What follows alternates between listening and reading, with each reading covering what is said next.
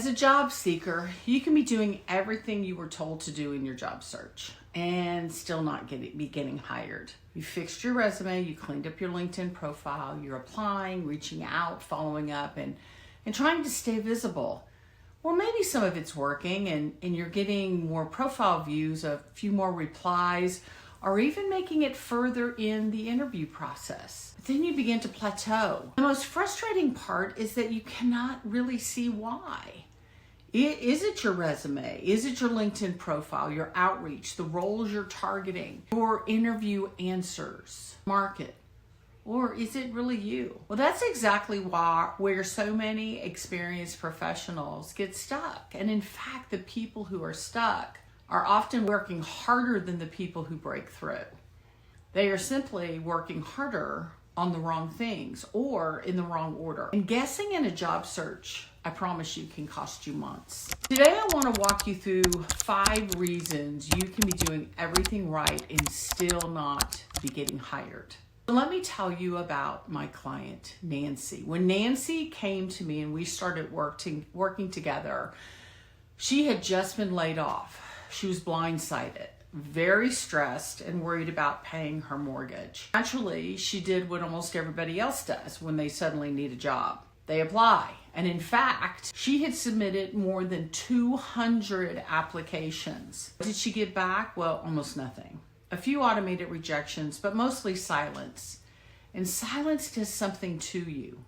First, you blame the market. Then you rewrite your resume again and again and again. And eventually you begin to think, well, maybe the problem is me. But trust me, Nancy was not the problem, but her method was. She was pouring world-class effort into a playbook that no longer works the way it once did. It's like flooring the accelerator in your car while it's still in the driveway with the brake on. So in week 1, we stopped the mass applications. I know it sounds terrifying. It was to her. When you need a job, applying less can feel irresponsible. But Nancy was doing too much of the activity with the lowest conversion rate. Instead, we focused on roles where her experience, story, and value made her an obvious fit. That brings me to reason number 1, optimizing everything in isolation. Most people tweak their resume, then they tweak their LinkedIn profile, then the outreach messaging, then the interview answers, as if each one stands alone. But employers experience you in a whole picture. They read your message, click your LinkedIn profile, scan your resume, and then speak with you. Every step either builds confidence or creates doubt. A great message pointing to a vague LinkedIn profile dies on contact.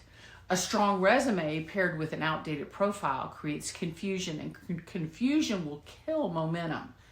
The people who move faster treat their job search as one connected marketing campaign. The resume supports LinkedIn, LinkedIn supports the outreach creates conversation, and the interview reinforces the value the employer already expected to see. So reason number 2, you cannot see your own blind spots. You cannot read the label from inside the jar. The exact thing costing you interviews is often the thing you are most certain you're working just fine, but it isn't. You think your headline is clear, but it's too broad. You think your resume summary sounds professional, but it happens to sound just like everyone else. You think your outreach is concise, but it asks for help instead of showing value and making it about them. You think your interview answer is detailed, but you're making your listener work way too hard to connect the dots or find the point. Free advice can tell you what to do generally. It cannot examine your exact target, resume, profile message, and interview answers and identify the small point of friction creating hesitation. Reason number 3, you do not have a feedback loop. When you hear nothing, what does that silence even mean? Was it in the resume, the timing, the role, the message, the salary range, an internal candidate, or something else? You don't know. Most job seekers change everything after one rejection or nothing for 3 months. Neither is going to give you useful data. The people who break through quickly do not just work hard. They read the signals. They track where people respond, where conversations stop, and what happens after each interview. Then they adjust one piece at a time. That is what we did with Nancy. We tested the outreach, refined what was not landing, and sharpened the message. By week 4, she was landing 3 or more real conversations which led to interviews with hiring managers. All of this began to go somewhere. After each interview, we debriefed. Where was she confident? Which answer was too long? What needed to change before the next conversation? That is how momentum builds. And reason number 4, you're rationing your own ambition. After a few rejections, you lower the salary, then the title, then you widen the industry, and soon you are open to anything and still cannot get traction. Yes, you may need flexibility, but there's a big difference between being strategic and negotiating yourself down before anyone has met you. Casting a wider net does not automatically improve your odds. So we did the opposite with Nancy. We became more focused. And when the target became very clear, everything became sharper. Her resume, her LinkedIn profile, outreach, interview answers, and salary conversations. In less than 60 days from working with me, Nancy had 3 offers for roles she actually wanted at a salary level she absolutely deserved. 200 applications brought silence. A focused system, direct conversations, and consistent feedback created 3 offers. Reason number 5, you're doing this alone. I do not just mean emotionally alone. No one else is accountable to your timeline while you manage your life, your family, rejection, financial pressure, and motivation. So the uncomfortable tasks get pushed off. You will send, the outreach tomorrow, or you'll update your LinkedIn this weekend. You will follow up when you have more energy.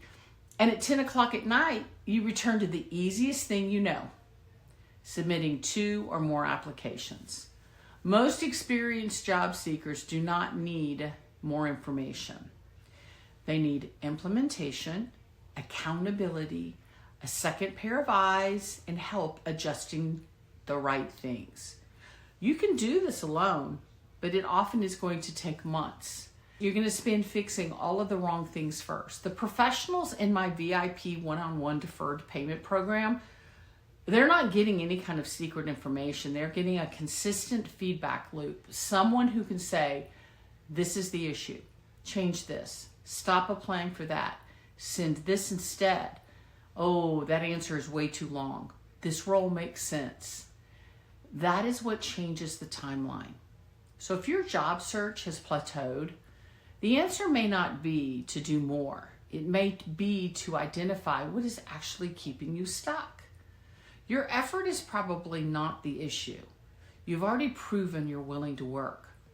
The question is whether that effort is aimed at the right things in the right order and with the right feedback.